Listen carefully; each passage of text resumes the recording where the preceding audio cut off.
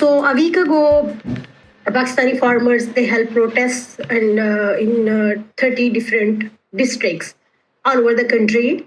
And it started because of because it was usual practice of the government to start purchasing the wheat because it was the wheat harvesting season. So after the harvesting, the government every year, they purchase the wheat from the farmers. But this year, government totally refused to purchase the wheat because they already imported wheat from the other countries.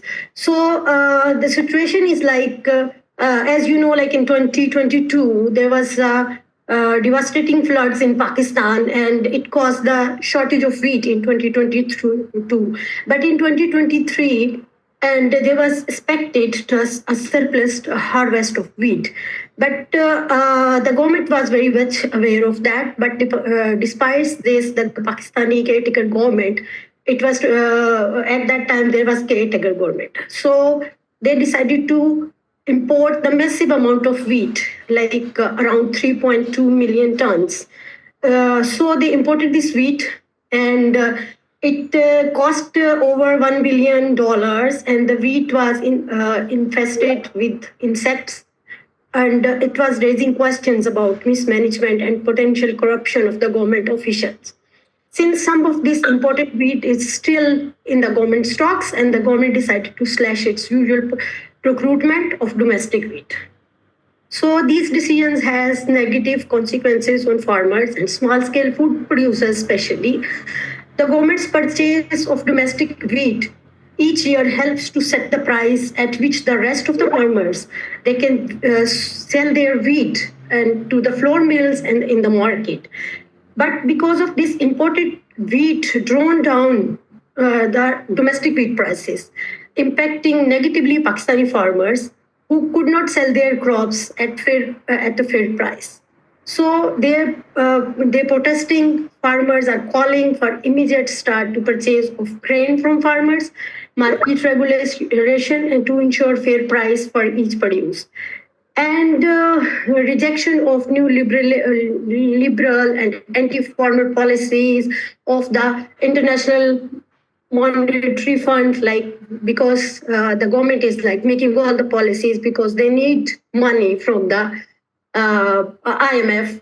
So the most important thing is right now is wanting that, because the wheat scandal is interrelated with other root causes of food crisis. Pakistan is in the top 10 countries that are under huge debt. Pakistan is in the top 10 countries. I think it's on number 4. So that are under the huge debt, especially from IMF. So this is significant, and this is impacting the political and social upheaval, reducing spending on social services, and loss of government's autonomy over policy making. Debt accumulation has been overwhelmingly used to continue fostering a consumption-focused, import-addicted economy without invest in productive sectors or industry. Food security in Pakistan is affected by other factors as well, such as climate change and extreme weather events, which is happening for the last few years. However, the debt crisis acts as amplifier.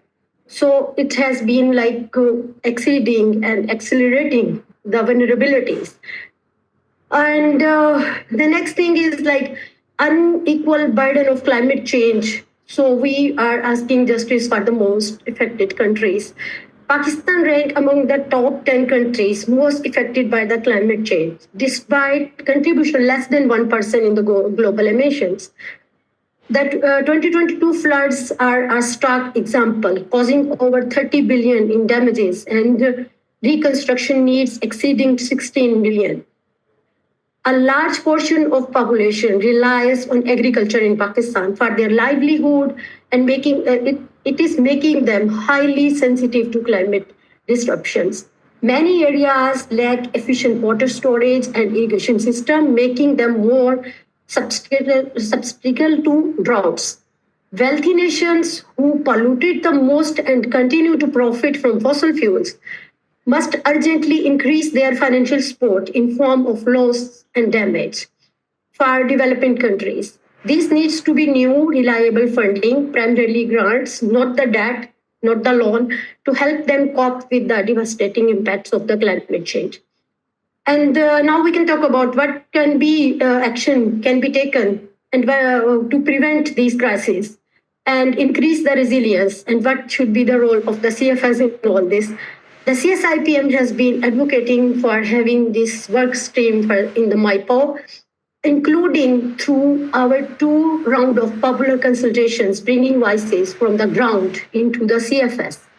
The CSIPM demanded that the CFS take up its mandate to provide space for collaboration within the UN system and for global coordination of policies impacting on the attainment of the right to food for all, as the foremost inclusive intergovernmental food forums. We hope that this work stream will make it possible to discuss structural issues like conflict, debt, liberalized trade, and other that are too controversial to be the object of policy convergent negotiations, since it will not aim at achieving consensus among CFS members and participants. We need to talk about these issues to build coordination with other UN spaces and actors if we really want to work towards resilient food systems and the right to food for all.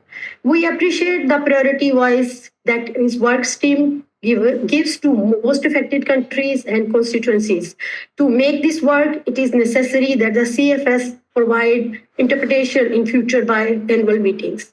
Thank you so much.